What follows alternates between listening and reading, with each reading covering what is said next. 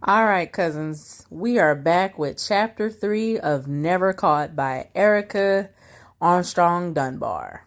Chapter 3 is called New York in Black and White. Now, I was reading this and I actually wanted to sit on this last night before I actually broke it down for y'all because opening up this chapter kind of put me in my feelings, and I'm about to show you why. Now, when I saw this, I was just like, okay, so that's how we starting this off. And I understood why after reading the chapter, but it was just like, I forgot that's how they used to refer to Black women. And me being me, decided to look up other sale signs and saw that that was very common practice for runaway enslaved Black women. So I had to sit in my feelings for a little bit before moving on. The chapter begins by talking about this runaway slave by the name of Molly, and she was in New York. She was a domestic worker, and she was hiding out from kidnappers, her owners, and slave catchers, as well as this constable. So the constable was usually a person that was responsible for capturing men and women who stole themselves out of bondage. Then he would recapture them and send them back to their owners. Sound familiar? So it begins to briefly detail about how she made all this effort into going into hiding, and she was actually caught. And so the constable tries to get her to get back on the ship, but he was intercepted by a abolitionist. Now, I want to say this is happening around 1789. So fugitive slave laws weren't in place until like 1793.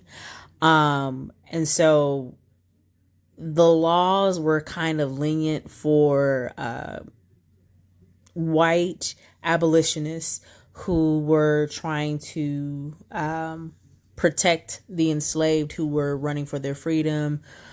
So like there was this guy by the name of Lawrence Embry, who was an attorney and a part of the New York Manumission Society, where he actually prevented Molly from being captured. Now, charges were brought against him, but of course he was a white man and he was a powerful attorney, so, they were dropped. White privilege affords you these things. Could you imagine if it was a bunch of Black people trying to prevent Molly from escaping? What the outcome for them would have been? We all know.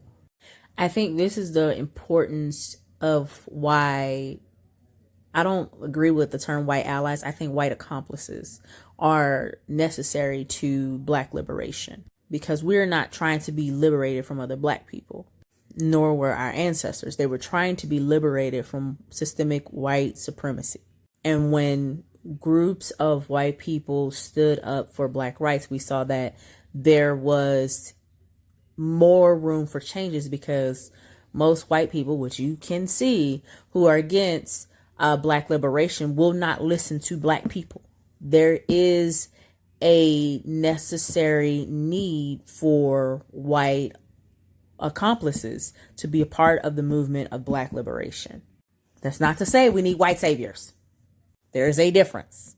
Now, we start to learn a little bit about what the New York Manumission Society was, which was new to me. I'm always a learner, so I love learning about this a little bit. Their role was to stop the recapturing of slaves. They prevented slave auctions. They offered legal aid to enslaved runaways.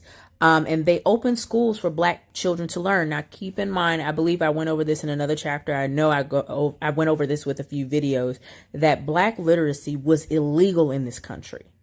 So consider the fact that states like Texas are trying to pass laws that prevent teachers from teaching anything about race.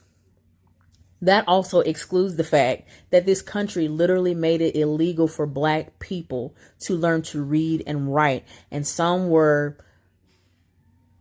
forced to lose limbs. Some were forced to lose sight. Some lost their lives for learning to read and write. Now get this, once Black freed individuals were able to get educated, they started to form organizations for themselves, because, as Conscious Lee says, education is elevation. And so when you learn better, you do better. That's why it is important for us to actually fight back against the idea that being taught about our history and taught race in America should be abolished or should be banned, because keeping us away from information is what keeps us in such inferior positions, and they know that.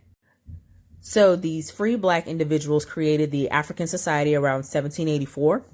Where they started political and social organizations. They fought for burial rights because medical students were literally stealing Black bodies from grave sites and then leaving their body parts at the docks after they had done whatever they felt like they needed to do to violate these people's bodies.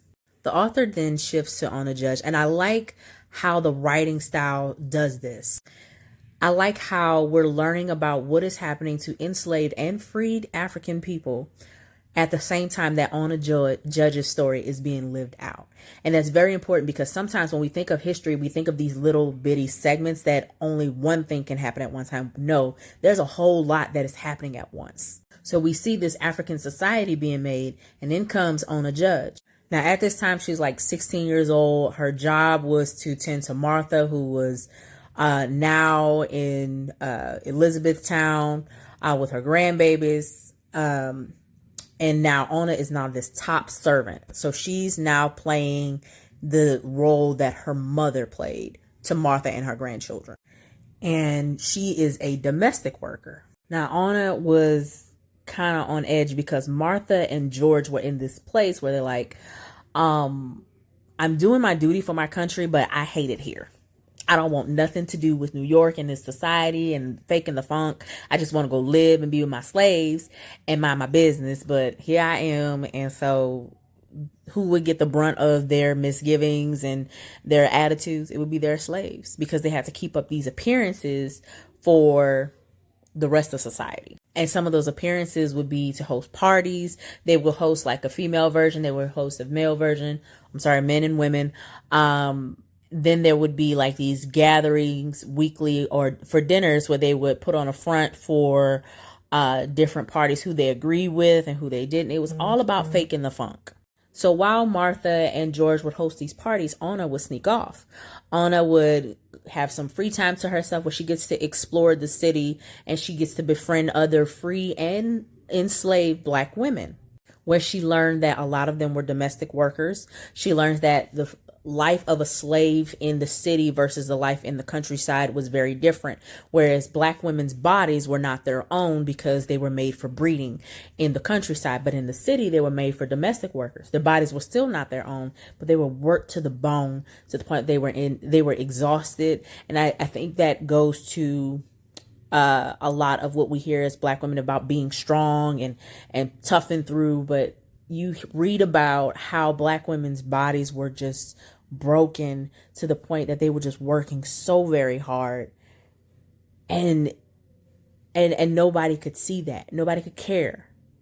I also got to see that the living quarters was different. So typically slaves in the city would live in the cellars and the attics, and their time would be within their owner's presence. Whereas on the countryside, on the plantations, slaves actually lived separate from their masters, and they actually had some time to each other a little bit. And so she's noticing the difference in the society from the one that she was raised in and the one that she's been introduced to.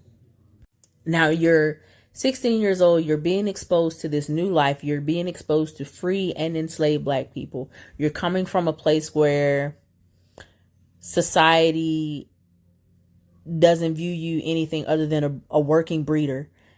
And now you're seeing there is a different way of life. Now, all of this is happening.